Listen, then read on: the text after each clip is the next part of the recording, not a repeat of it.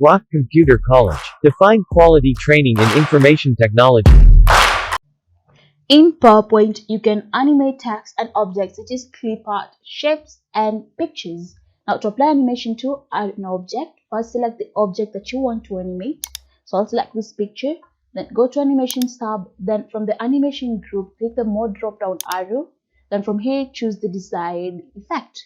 So I'll select Fly In, and that effect will be applied to your object. Now, the object will have a small number next to it, as you can see, to show that it has an animation, and in the slide pane a star symbol will appear next to the slide.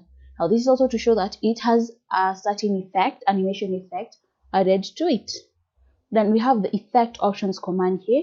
Now it allows you to control whether it be the direction or to change the animation that you want. So if I select this, now the effect I have here is fly in. Now, the fly in effect allows you to control which direction the object comes from. So I can select whether I want it to fly in from the bottom left, from left, or so on. So I'll select from bottom left, and as you can see, there'll be a change. Now, to remove an animation, select the small number next to the object with the animation, then click the delete key on your keyboard, and that animation will be deleted. So I'll come back here and add an effect to it. Yeah, I want it to have an effect. Now you can add multiple animations to an object, and to do this you use the add animation command. So again, select the object that you want to add an animation to, and this is maybe if you want an entrance and an exit effect. So select the object, then click on the add animation, then from here select choose from this list the desired effect that you want. So in the beginning I went with fly in, so I'll choose fly out as my exit. If the object has more than one effect, it will have a different number for each effect. So there's effect number 1 and effect number 2. And the numbers also indicate the order in which the effect will occur.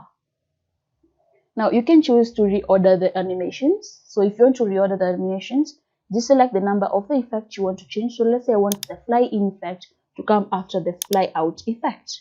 So I'll select fly in, then under animations tab, I'll come to move later. This reorder animation command group, I'll select move later, and it will be the second effect.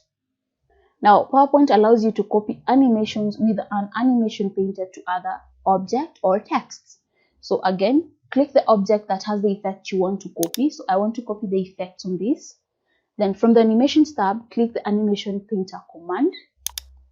Then again, come and click the object you want to copy the effects to. So I want to copy it over here. And as you can see, it will have the effects copied from here over here, and it will come with its own numbers to show that it also has 2 effects. Now if you want to preview your animations, just navigate to the slide that you want to preview. So all my animations are in slide 1. Then from the animations tab, click the preview command, and it will play your animations for you. Now we have something as the command here, the animation pane. Now the animation pane allows you to view and manage all of the effects that are on the current slide. Now to open the animation pane, just click it. Then it will open on the right side of your window. Now it will show all the effects for the current slide in the order in which they will appear. Now you can see I have slide 1 for picture, slide effect 1 and 2 for the picture, and I have effects 3 and 4 for the title. Now from here you can do a lot of things. First, you can reorder the effects. So just click and drag the effects to reorder them. So I want this effect to come after this one. So again, you just click and drag, and that's how you reorder the effects. You can also preview effects from the animations pane. From the animations pane, click the play button. So I'll select play, and it will play all the animations that I have. Now from the animation pane, you can access the effect options dialog box, which contains more advanced options you can use to fine-tune your animations.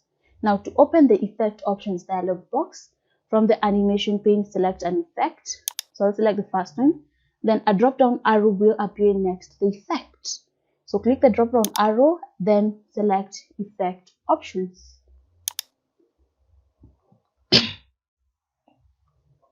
Now the effect options dialog box will appear.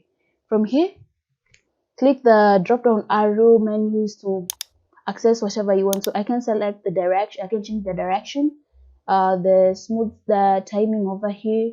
I can make enhancements such as adding sound, and after animation I can change colors, don't dim, hide after animation, hide on next mouse click. So you can make a lot of changes from here.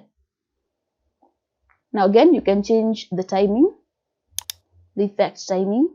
So from here I can delay the effect to 1 second, 2 seconds, 3 seconds.